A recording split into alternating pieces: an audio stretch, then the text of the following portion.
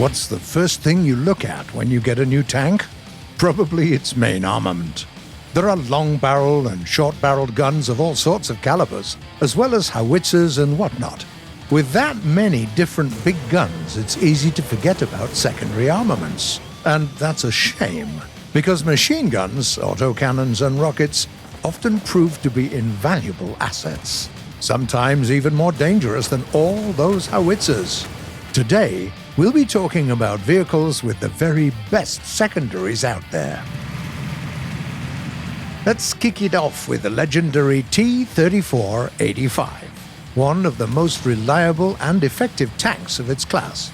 Thanks to its powerful quick-firing gun, high mobility and bouncy armor, it can work wonders in any kind of combat situation. But what if we can make it even better? Is that possible? Yep. Just give it a Soviet 12.7mm DSK machine gun. A variant with this secondary can be found in the Chinese tech tree under the name of the T34 85 Gai. It often runs into wheeled tanks, and you know what's an excellent weapon to use against them? A 12.7mm DSK machine gun. The IS-7 heavy tank was a pinnacle of post-war Soviet engineering. A very sturdy sloped armor plus a 130mm gun that comes with an assisted loader. This design remained effective for quite a few years. This Soviet heavy tank often fights first-generation MBTs, and that's when its secondary weapons come in handy. The IS-7 is armed with 8 machine guns, 2 of which mounted on a roof and in a mantlet under the gun, are 14.5mm KPVTs. That's a lot of additional firepower for a single vehicle. A single burst of fire from all its machine guns will simply deliver any APCs or SPGs to another plane of existence, and it's a real threat to many MBTs as well. The next vehicle is a rare event tank with very distinct looks. The Soviet RBT-5. What can we say? TT-250 tank torpedoes are no joke, mate. Almost 150 kilograms of TNT in each. Even a single torpedo is fully capable of destroying several tanks or SPGs at once. And a direct hit with one of those will reduce even a super heavy into a pile of steaming rubble. If you manage to hit the target, of course, or at least get it with a blast wave. There's a massive blind zone in front of the tank, and torpedoes aren't easy to aim, to say the least, so it's not a trivial task. Worth it, though.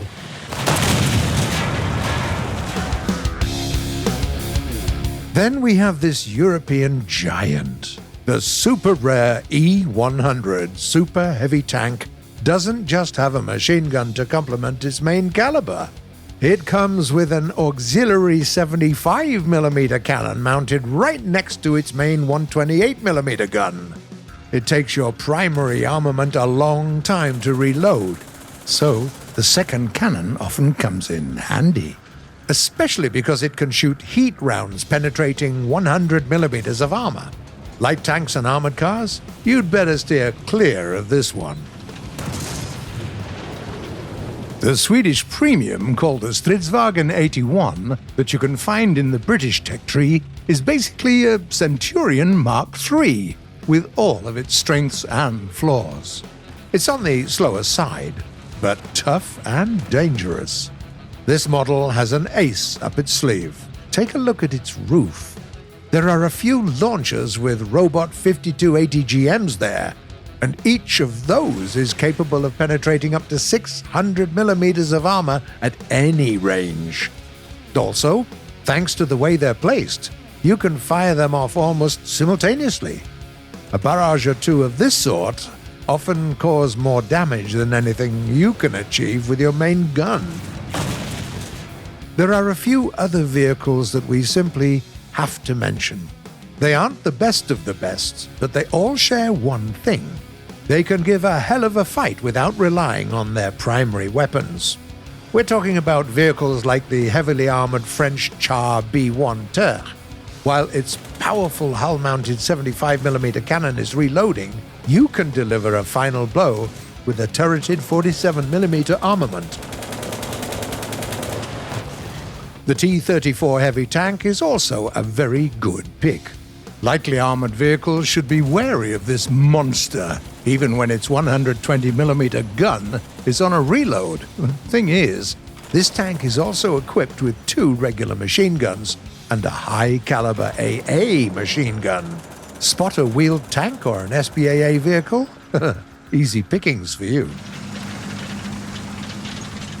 The creators of the American M3 Lee also believe that the more guns you have, the better. Apart from a 37mm gun in its turret, the tank is also armed with a 75mm cannon mounted in the large sponson on the right side of the tank, just in case, you know. Then there is the case of the joint German-American project, the glorious MBT-70. Its design incorporates a lot of innovations of the late 60s. A gun launcher combo, an auto-loader, and spaced armor. Obviously, its secondary weapon is very much up to snuff as well. Mounted on the top of the turret, there's an excellent remotely controlled RH-202 autocannon. If you catch a lightly armored enemy off guard, the MBT-70 can easily deal with it without even a single shot from its big gun. Furthermore, the RH-202 is mounted like a proper AA gun, with full 360-degree rotation and great elevation. See a helicopter you don't like? It goes down and it goes down fast. In conclusion, secondaries are nothing to sneeze at. When a torpedo takes you out, you're taken out. That's simply it. You're gone. Exactly in the same fashion as when it's a main caliber that does it. What is your favorite secondary armament? Did you have luck with it? Share your stories in the comments below. Why? Because we want to know. So do your enemies.